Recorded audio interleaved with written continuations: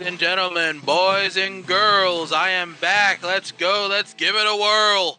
Because whether you're feeling up or way down low, do not miss the Hot Radio Show.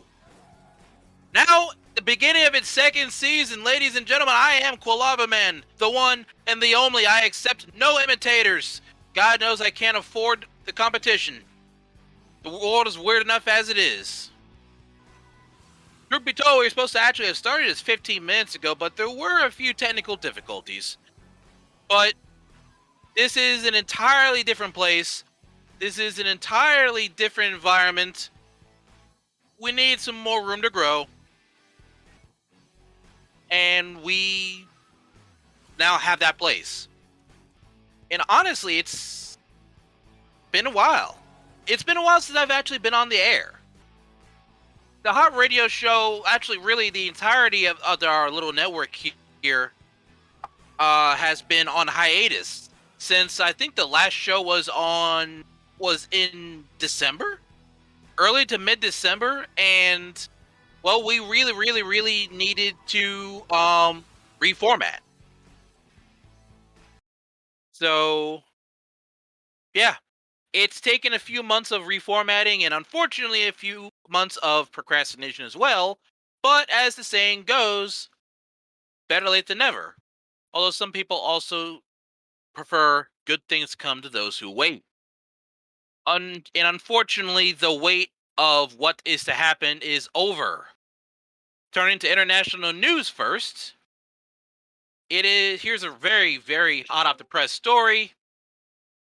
The fall of Mariupol has happened.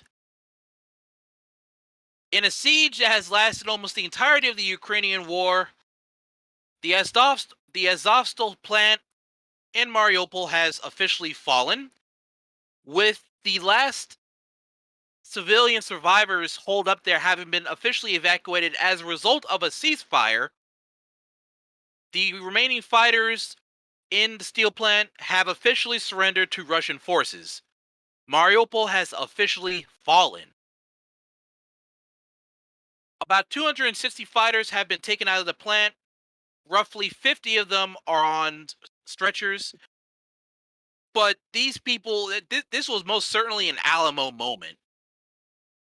These 260 men held up an army of about 20,000 Russian troops. They've all been taken prisoner, but now they bought time for Ukraine to work their magic on all other fronts. The siege of Kharkiv is done. The Russians have been pushed back. In many places, actually, the Russians have been pushed back all the way to their own border, which is a pretty damn good thing. In fact, I believe that now the Russians have to struggle to hold off the Ukrainians, because if things keep going the way they're going, we will be seeing a Ukrainian attack on a key Russian supply hub across the border in Belgorod. Yeah, it's going outside of Ukrainian soil, but considering everything that Russia's done so far, can you really blame Ukraine for wanting to do a little border incursions themselves? I mean, why the hell not? It's gonna be about 6, 7, maybe $800 billion needed to restore Ukraine.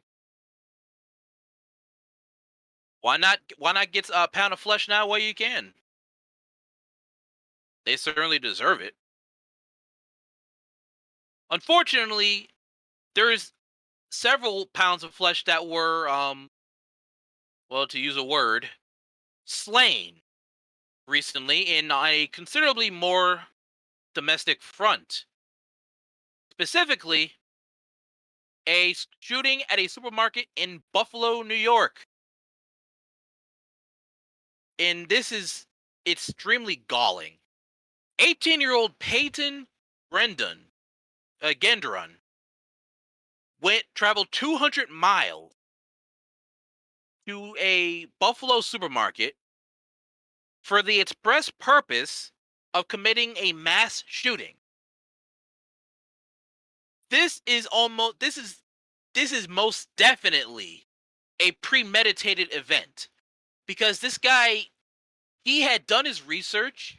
He had actually looked up by zip code the highest concentration per population of blacks. He had done he had he went there in tactical gear.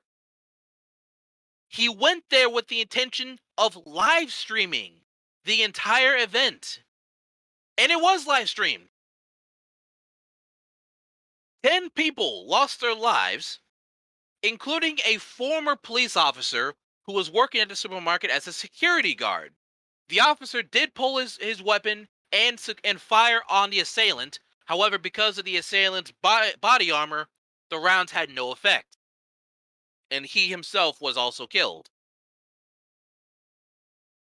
It's but it's clear that this is definitely racially motivated. He had a 180-page manifesto of this entire plan that is literally a cut and paste copy of the Christchurch shooting. And this guy was so high profile, they called in a judge on the weekend on a Saturday to arraign him ASAP. Judges don't work weekends, but this one damn sure did. So now he's looking at 10 counts of premeditated, racial driven murder. I'm not entirely sure if the state of New York has the death penalty, but I think we can all agree that this is these are 10 charges. Each one of them can warrant a death penalty. There is no way in hell this guy is ever going to see daylight. So, yeah, he's gone. He's out of there. What's particularly disappointing, though, is we have ourselves a classic racial double standard with this. Some people are calling this dude a white teenager, and a lot of critics are going for the low hanging fruit here. They're asking, if the suspect had been black, would he have been described and treated similarly? Well, I think you and I both know the answer to that. Of course not. Traditionally, black children from those as young as 5 all the way to the end of teens are often perceived to be and are treated as older than their actual physical and developmental age. As a case in point here, we had Mr. Michael Brown. He was 18 years old when he was shot and killed by a white police officer in Ferguson, Missouri in 2014. The Associated Press referred to Mr. Brown as a man, even though we have this asshat from who shot up in Buffalo, Gendron, is the exact same age, but he's being referred to as a teenager. And those of you who have been listening to me for quite a while now, not today, of course, but the hot radio show in general, you guys would know that double standards are one of my biggest pet peeves. Equal opportunity for everybody. No double standards. If you're 18, you're an adult. You're not a teenager. You're not a child. You're a fucking adult. Especially if you drive 200 miles to end the lives of 10 people just because they are not the same color as you. I mean, seriously. This It is not very common at all for me to really advocate for violence or really harsh measures, but racial pre-med murder, it's this guy easily deserves what he's got coming to him. Completely unjustified.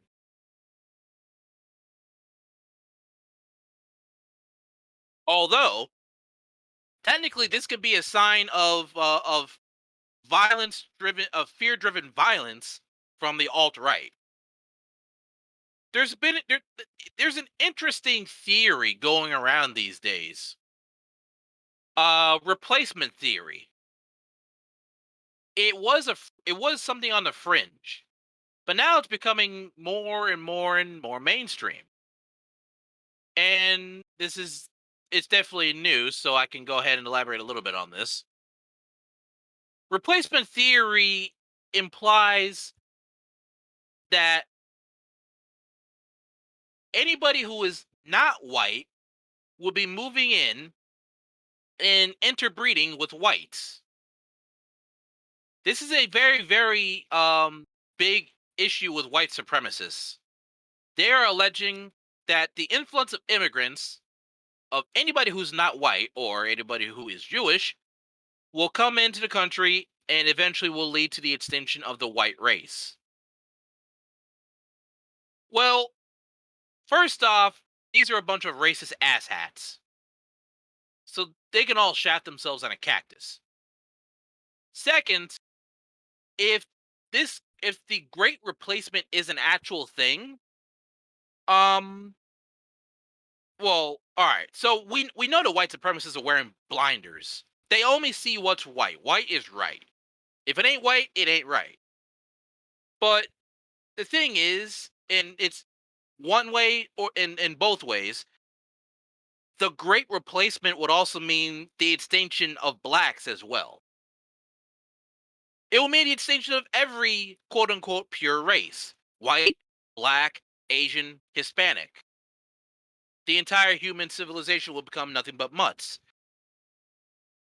Okay, and we are people.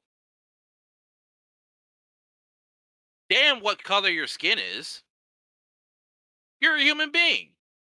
You are supposed to get every respect that a human being is due.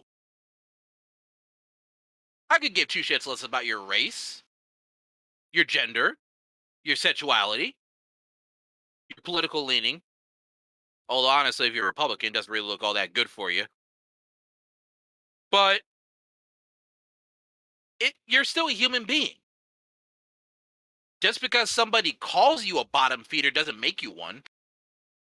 If anything, then the other guy throwing insults at you really just brings you down to to the level that they perceive you as. The truly dignified have no need to issue insults.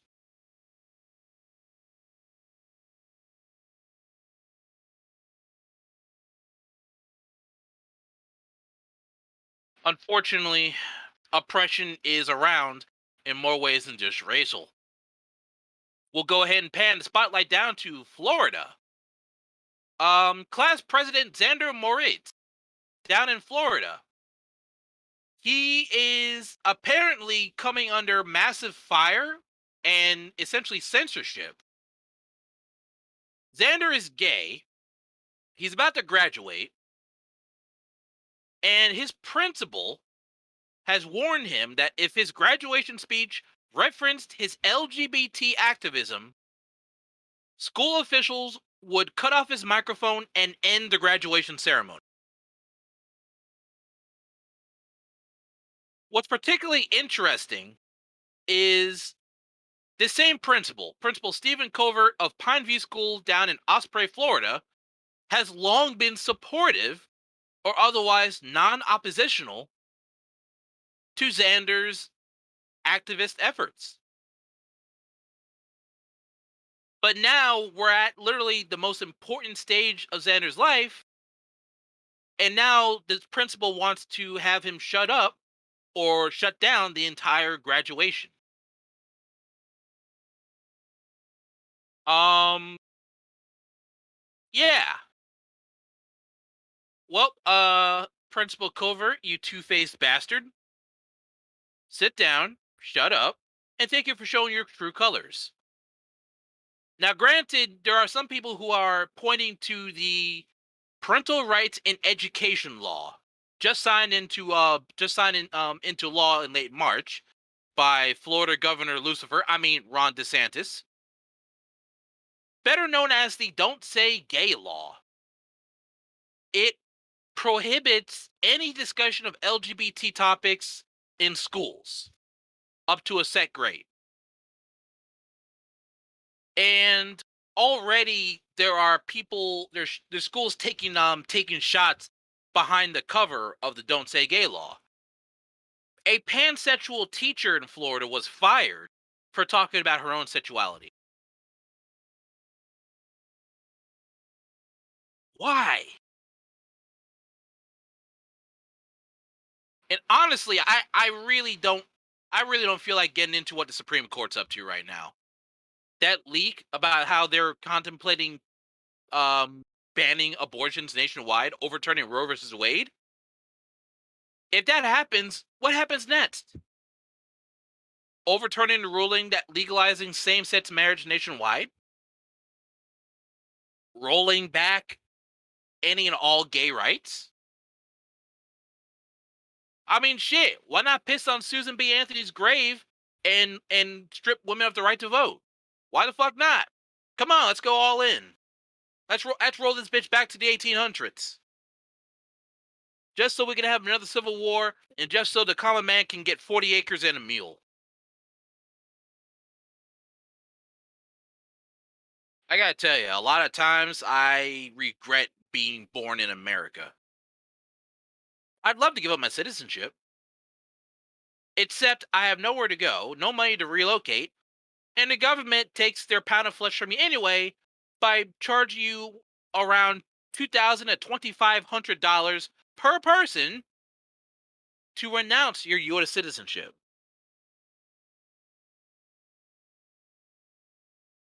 And yet, immigrants only see America as a place to go. Yeah, to any of my listeners who are not American, feel free to come here on vacation, but for the love of God and all that's holy, don't move here. This country sucks, and this is coming from a native born American.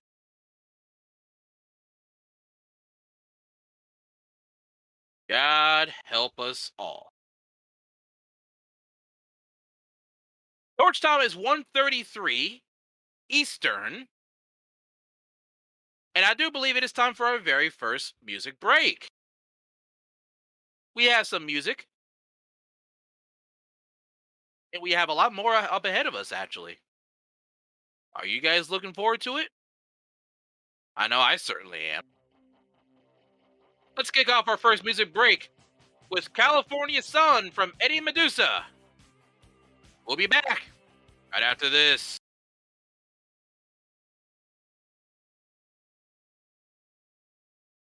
Summer in the City from the Lovin Spoonful.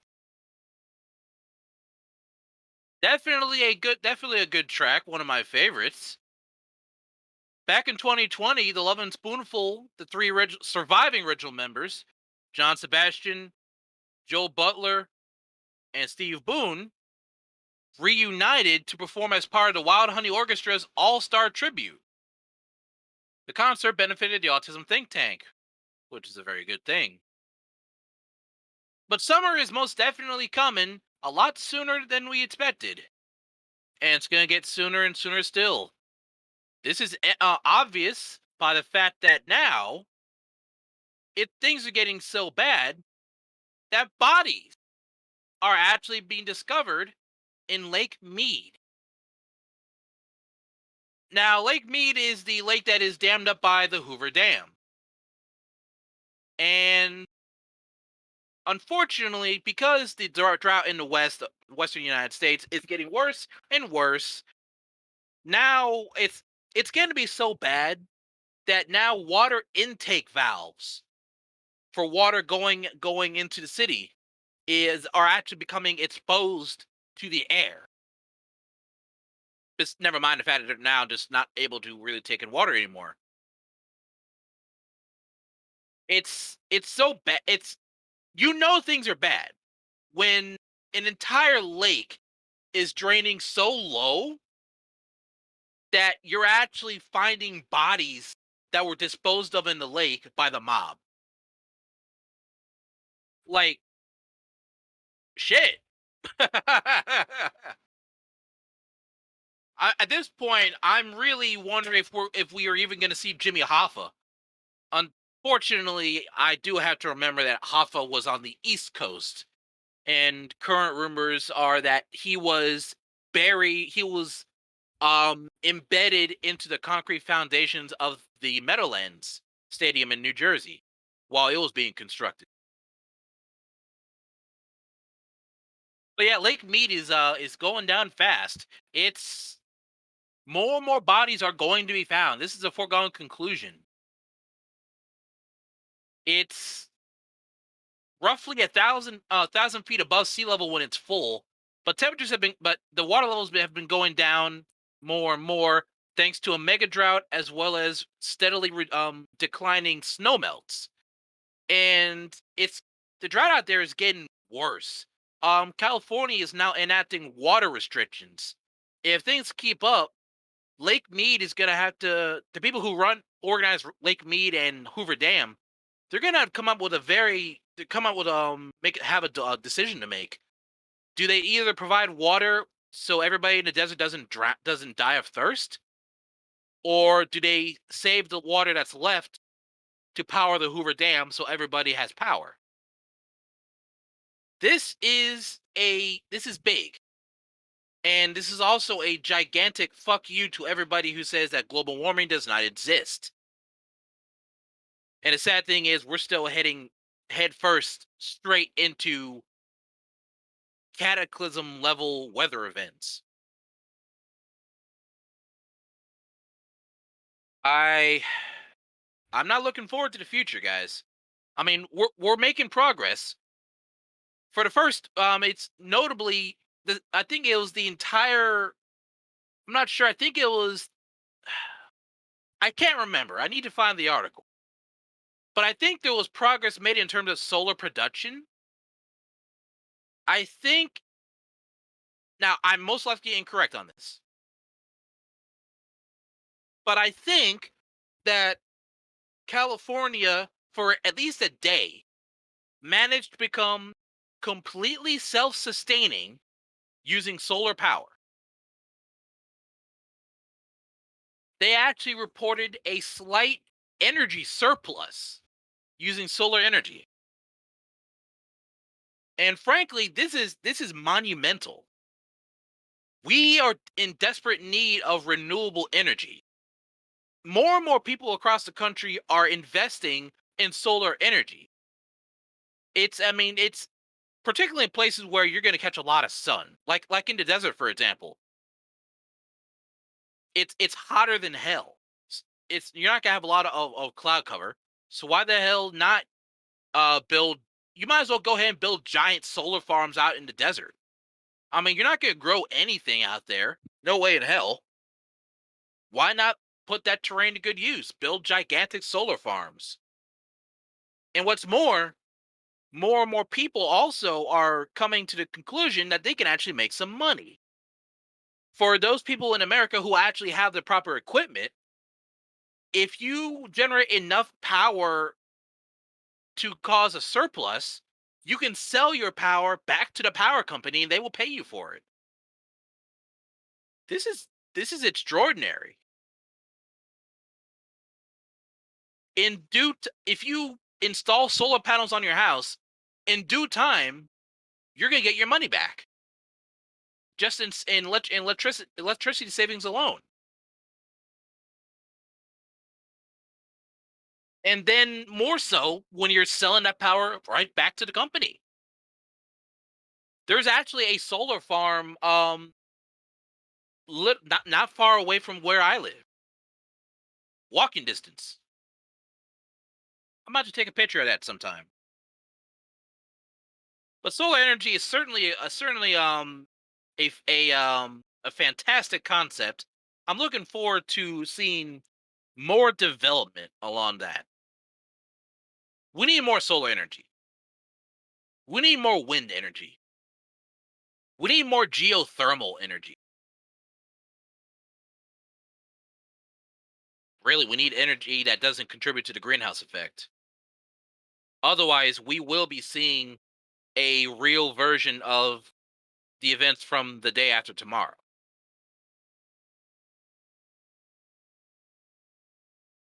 Yeah, I mean, it's natural disasters are a thing, and we will eventually reap what we sow. Karma is a bitch, just like how North Korea is also developing. Is seeing that North Korea is in trouble in the small span of 3 days. Already, there's over 800,000 COVID cases. A large factor in the fact that North Korea is going through this is the fact that, well, literally their entire population is malnourished. And you would think that being in the military would give you extra benefits. Unfortunately, as we saw in one case of a soldier who defected to South Korea after being shot 2 or 3 times by his own no now former countrymen during his escape, after he was in a hospital during they actually found he was infected with parasites in addition to being malnourished. So yeah, let's go ahead and ignore the fact that he had been shot 3 times trying to escape. They're fucked up over there. And now you're expecting them to fight COVID. It will not surprise me in the slightest if this body count skyrockets. I honestly think this is Korea's comeuppance for all their bragging. Although really, you can't entirely blame North Korea. Really all the blame goes on Kim Jong Un. He's living high and mighty in Pyongyang, enjoying the very finest delicacies of life, in complete ignorant and complete disdain for a slew of UN sanctions against North Korea. I mean, he got a stretch limo imported, even though imported luxury items are banned. It's not entirely sure what all I can really say about Jong Un that I haven't already said. I mean, the guy's an asshole. He had his own brother assassinated just because his brother was living outside the country and was living happily, not wanting anything to do with the regime. Like, okay, if you sleep with my wife, I want to beat your ass, but I'm not gonna have you killed. So yeah, that's just actually no, it's not all that crazy. In case you guys forgot, Kim Jong Un also had his uncle assassinated. No, he had his uncle executed with an anti-air gun. Now you guys telling me if that's any type of unnecessary. I mean, even for by the standards of America, where we have more guns here than we have people living in the country, where any attempt to enact structured gun control will be met with the whining of millions and millions of adult infants.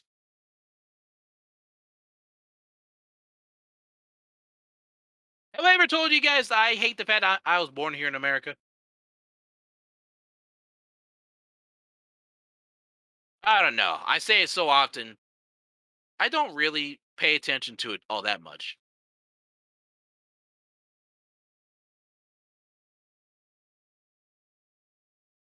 I mean, this is 2022. We are only partway into the third decade of the 21st century. And it seems like the governments of the world and individual nations are in a race to see who can fuck up more and faster.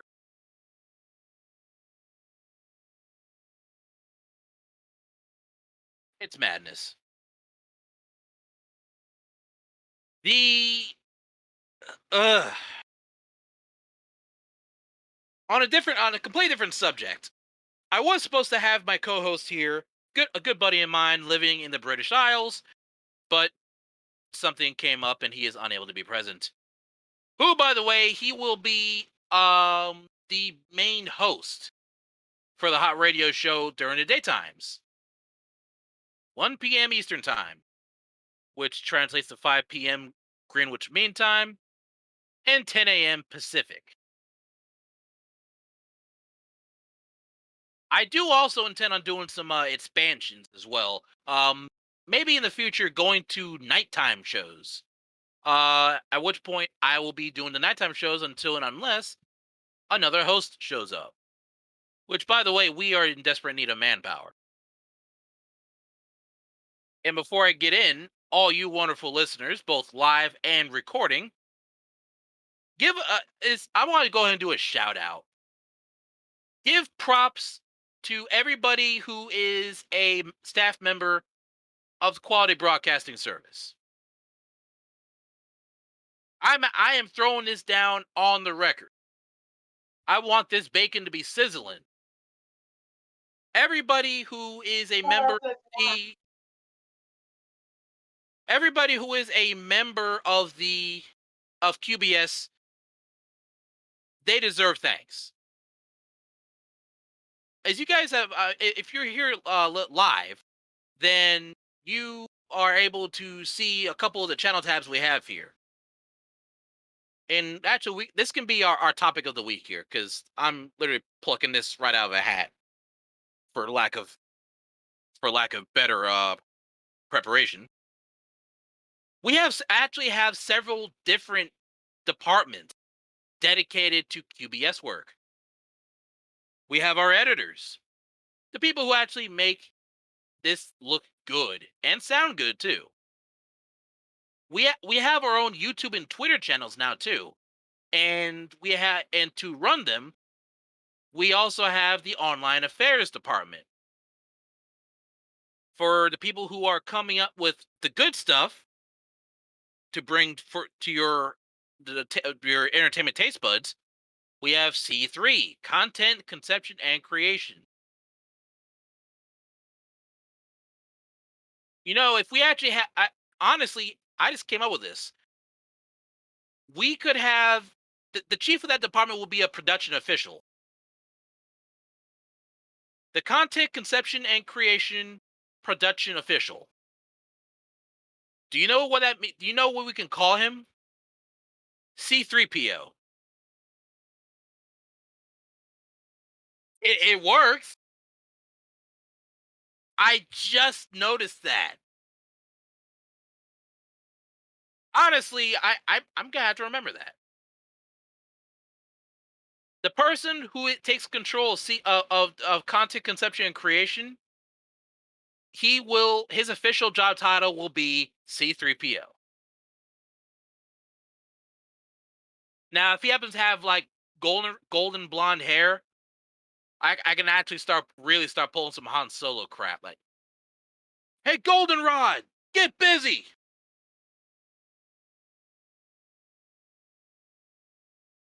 God, the ideas I come up with. How do I do it? But yeah, we've got editors, we've got online affairs, we have content conception and creation. We also have server services, the wonderful people who are responsible for the care and upkeep of the server itself.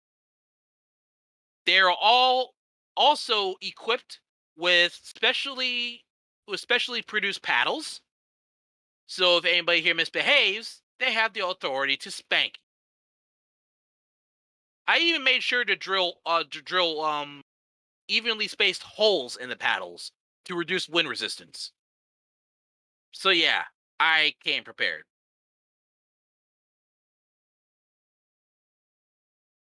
It's I look forward to seeing some good times.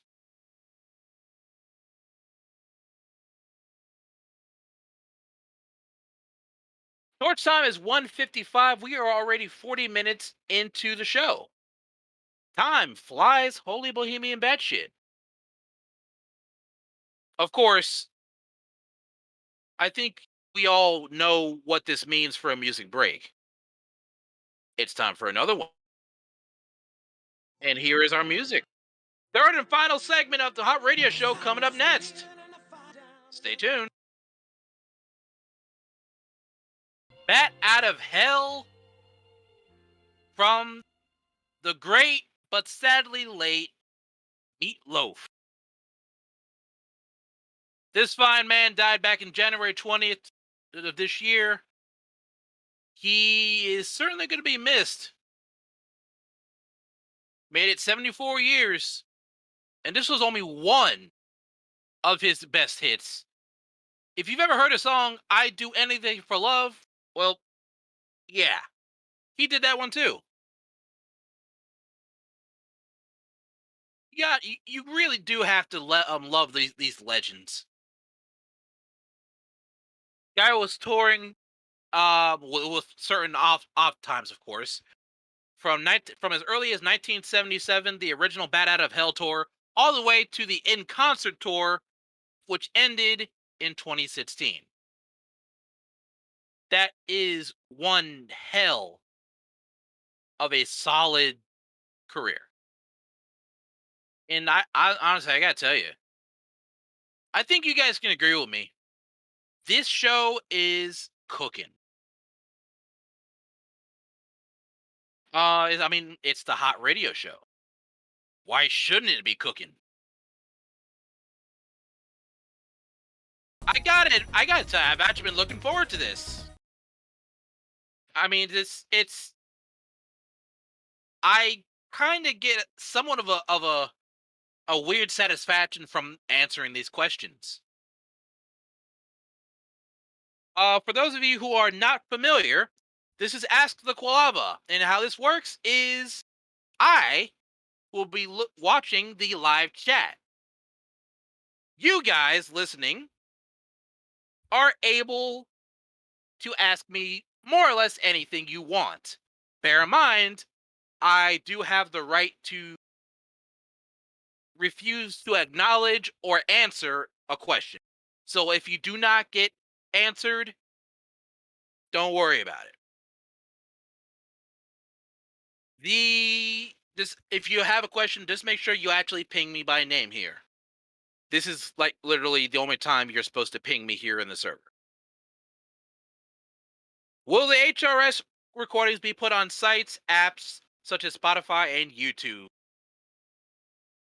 The answer to this is yes. We do have our own Twitter website.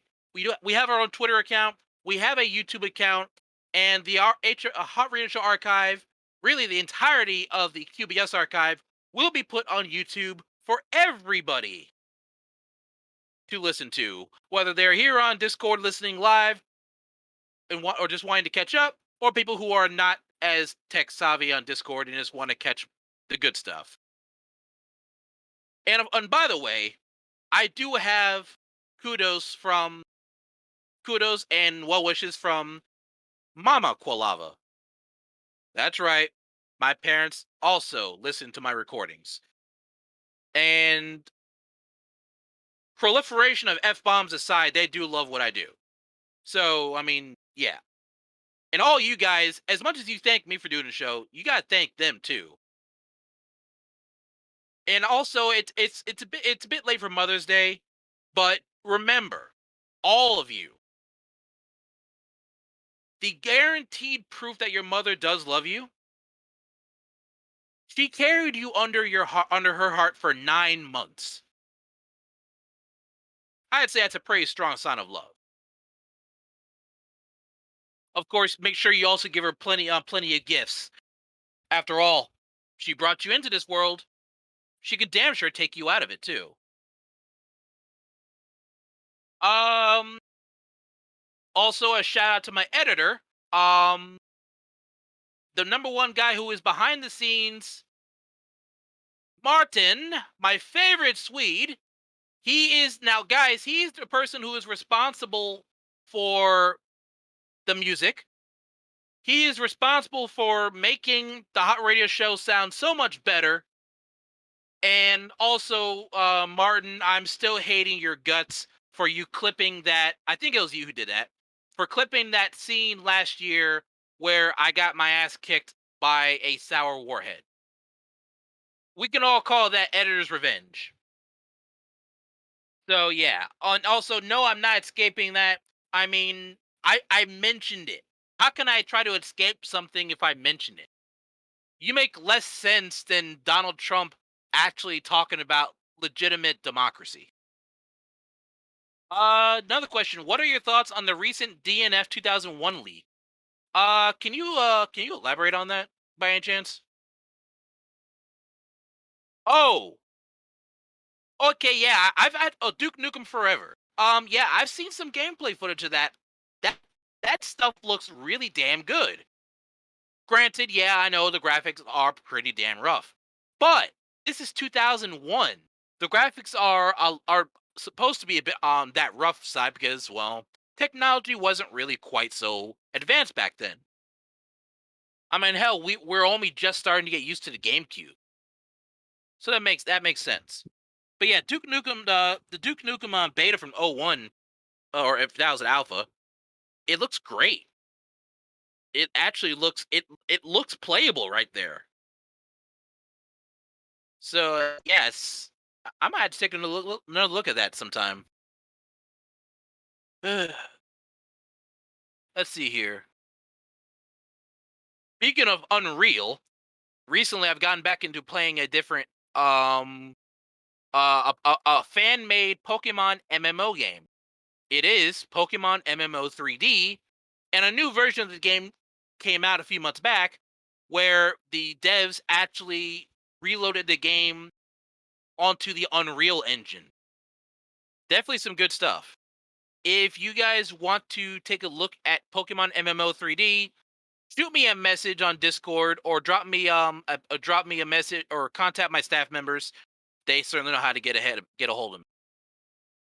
By the way, guys, where are your questions? You're like literally allowing me to rant on. There we go. Now we're cooking. What are you mostly looking forward to for Enlisted? Enlisted. Well, I mean, I do follow along with the dev blog. They're gonna be changing up how the grenades go, which is good. Because quite frankly, people are getting tired of dying to det packs. You don't in World War II, you didn't use explosive packs to destroy to kill troops. You used them to destroy vehicles and emplacements. Use grenades to kill the troops. I'm eagerly looking forward to the grenade rework. Frag grenades are going to have better fragmentation but less blast, and dead packs will have better blast but almost no frag. So I'm really looking forward to it. Particularly, I'm also looking forward to Darkflow software removing clipping from the game because clipping has been happening. Irreversible clipping has been happening a lot since the Stalingrad update. So I'm really hoping that Darkflow fixes that because I hate having a soldier who's perfectly healthy but completely unable to move. I hate that. Your thoughts on DaVinci Resolve 17? Never heard of it. I generally live under a rock, guys. I mean, I do apologize for it. Oh, it's an editing software. Do you have it? Ah, well, well, I'll turn the tables. What are your thoughts on it? Well, they said the same thing about Hearts of Iron. I have faith in you, mainly because you're one of the other editors here. Yeah, it's very good, but very complicated. Ah, they even use it in movies. I did not know that. And speaking of Hearts of Iron 4, what is currently your favorite nation and mod set? Holy hell. All right, well, as far as Hearts of Iron goes, I confess to being a nationalist. I love America. I get them in Hearts of Iron, I can make America great, unlike the Orange Man. As for mod set, there's several mods I do like. More command power, I like that. Um, Historical ship variants, I like that. As far as immersion mods, that's a toughie. I like Road to 56. I like I do like Black Ice, even though it's complex as all hell. I like the Ultimate Mod Collection, especially since they all actually just compiled it all into one group. Thank God. And a friend turned me on to this one, Ultimate Tech Tree New Horizon. That one's good because it takes your research trees out to like 1990. You can actually take your Iowa class battleships and convert them into missile battleships. I find that also to be quite fascinating. But if I'm not running America, I like running Japan. And I've noticed that a bunch of people bunch of Japan players, they tend to have issues with taking out China. See, the thing is though, if players have trouble playing as Japan and taking out China, why does the AI usually do it? Why is the AI able to pull it off? Kind of makes me wonder. It kind of makes you wonder, you know? I mean, I can do it. It helps that China has a relatively low amount of armor. You can blow out their numbers very, very easily by using artillery and close air support because they don't have much of an air force either. Your close air support aircraft and your bombers will have a field day. But yeah, I'm happy to share my mod set. And by the way, listeners as well as live and recording, I do have a home social server. That's not this one. It is the Lava Lounge, my home server. Interested in joining? Well, I was interested in creating it, and I'm pretty sure you'll enjoy it yourself. We got something for everybody there. So contact me if you actually want to invite. I can do one more question, guys. One more question. Who's gonna post it? Who's gonna post it?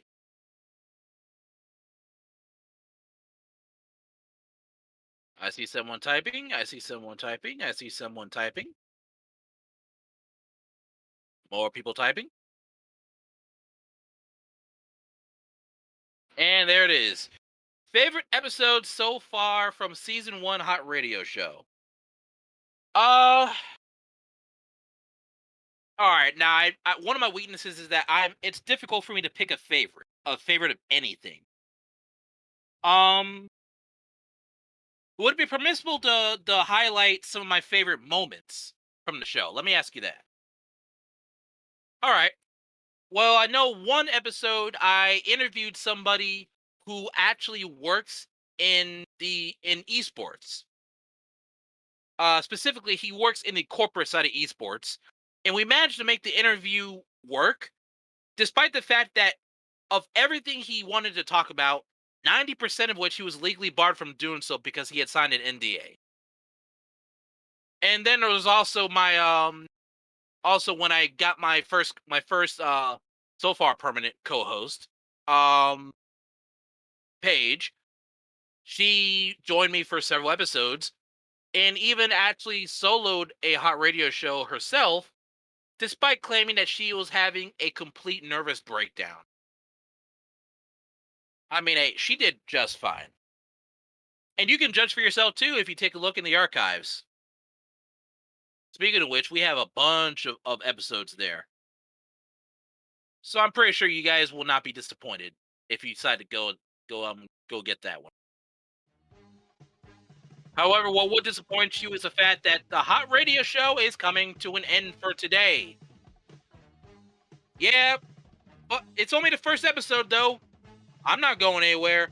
The hot radio show is not going anywhere. I look forward to seeing everybody tune in for the next show. Until then, stay strong, stay safe, and move closer to your world, my friends. Thank you, and I'll catch you later.